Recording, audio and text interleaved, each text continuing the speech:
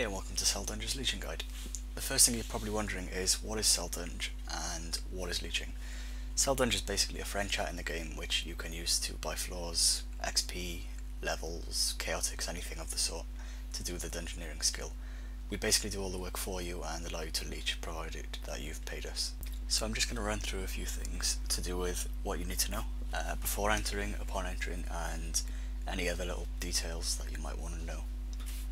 So the first thing I'm going to cover is the floor prices, and I'm going to put a few of them on the screen, but I'm going to go through a few of them on commentary as well. So generally speaking, any small floor is 1 mil, medium floors are 2 mil, and larges are generally 3 mil plus. Now, the larges vary depending on what theme that you want. Most engineers only do floors 30 plus on large, so for abandons, which is 30 to 35, they're 3 mil.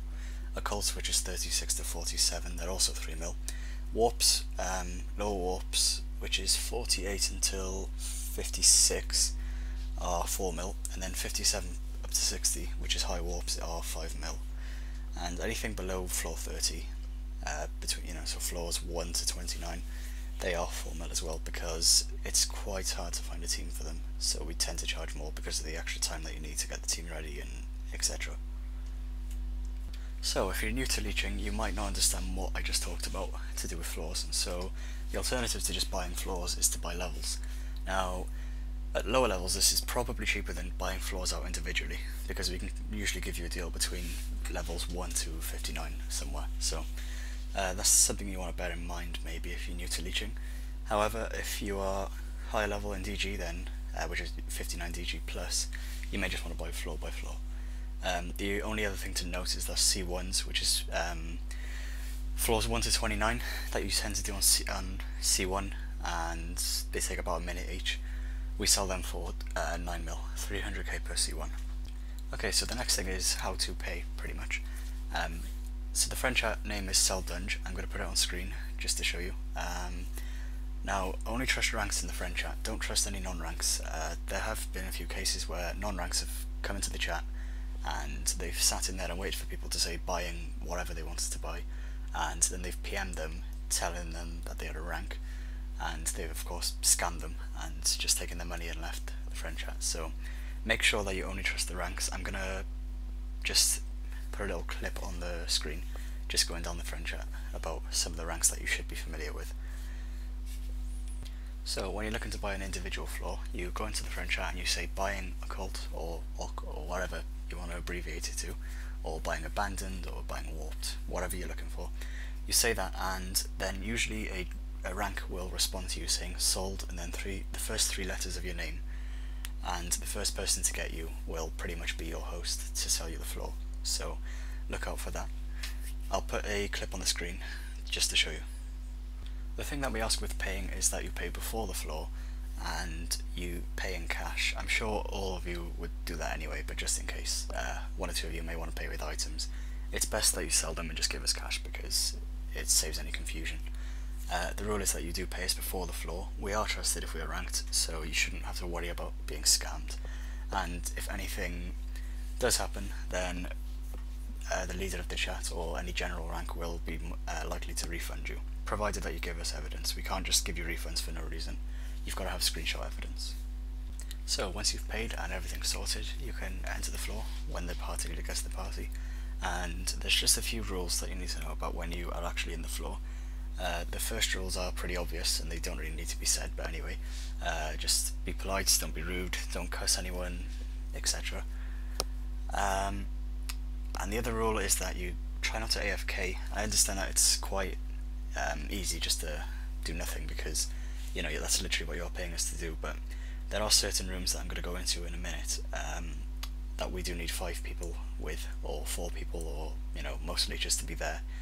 So if you can help it, try not to AFK. You can always just watch YouTube videos or anything like that, but try and pay attention. Just try and be back every 2 or so minutes, just so that if we call you then you're there and you're ready to be of help to us. So to be specific, there's 3 rooms that we may need you for. 2 of them are accessed on any floor, and the 3rd one is only accessed on warped floors, which are around level 95 plus. So if you're new to Leeching, then chances are you're not going to need to worry about the 3rd one.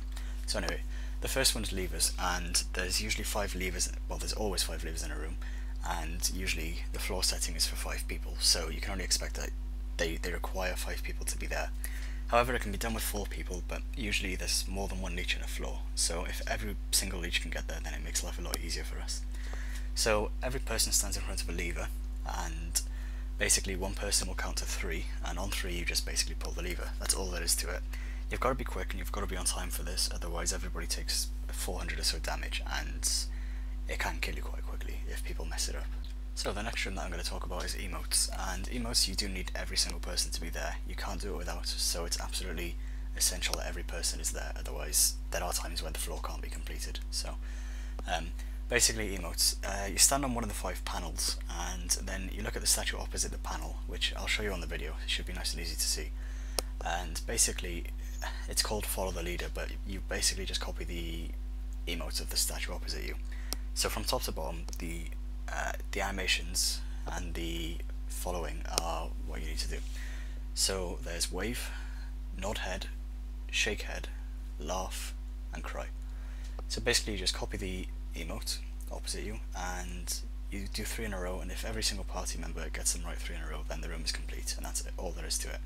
If somebody messes up, then every single one of you takes about 10 damage, which is tiny now, but still.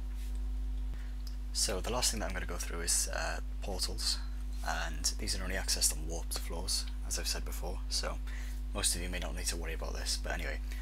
The objective of the portals is that there's a random combination to get into the centre where the panels are, where everybody needs to be stood. So on screen I'll show you where you need to start, and make sure that your camera is pointed north, you know, the right way the compass is, so that the north is at the top. Now usually the keyer will go through and figure out the combination needed, so they might say for example north then up. So what you would do here, there's usually a portal to the west, the north and the south, or the east, the north and the south. So you go through one of these portals that they say, and then if they say up, then after you go through the first portal, you just look at where you are in the room and you go to the portal opposite you, and you just keep doing that until you get to the centre. It can be a little bit daunting and it can be a little bit confusing at the start, but once you've done them once, it's quite easy. So I'll just put a video clip on the screen just to show you what it's like doing them. Okay, so finally I'm going to talk about a few little things that you are going to need to know about the floors and stuff. Provided that you've leached the entire floor, when you get to the end of it, there's going to be a little interface that you may already know of that just tells you how much XP you've got. There's a few things on this interface, but there's one or two things that you need to take note of. In this friend chat, we have a must-have rule that we get 12% of the bonus rooms completed on any large. Now I'm not sure if this doesn't usually apply to mediums or smalls, because it may not be worth doing half the time, but for larges it's a requirement that we have it in under 30 minutes. So to the top left there's a timer, and the bonus rooms must be 12% or more. Now the maximum is 13%, so strictly speaking we can only miss between 1 and 3 rooms in the floor usually.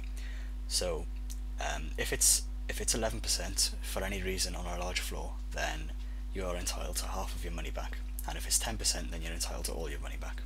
Also, if the time is over 30 minutes, then you are also entitled to all of your money back. So, okay, so for now that's all there is to it. If you have any other questions, then feel free to post a comment on this video, or join the friend chat in game and just ask one of the ranks. If we're not busy, then we'll always be able to answer any questions. There's going to be another video related to this one. This is more based on a guide to leeching and just the general idea of it. However, I'm going to make another video just to teach you a few things about how to maximise the XP on your ring, because at first engineering can be quite daunting, and people do at lower levels tend to make mistakes which cost them quite a lot of XP and money because of this. So stay tuned, and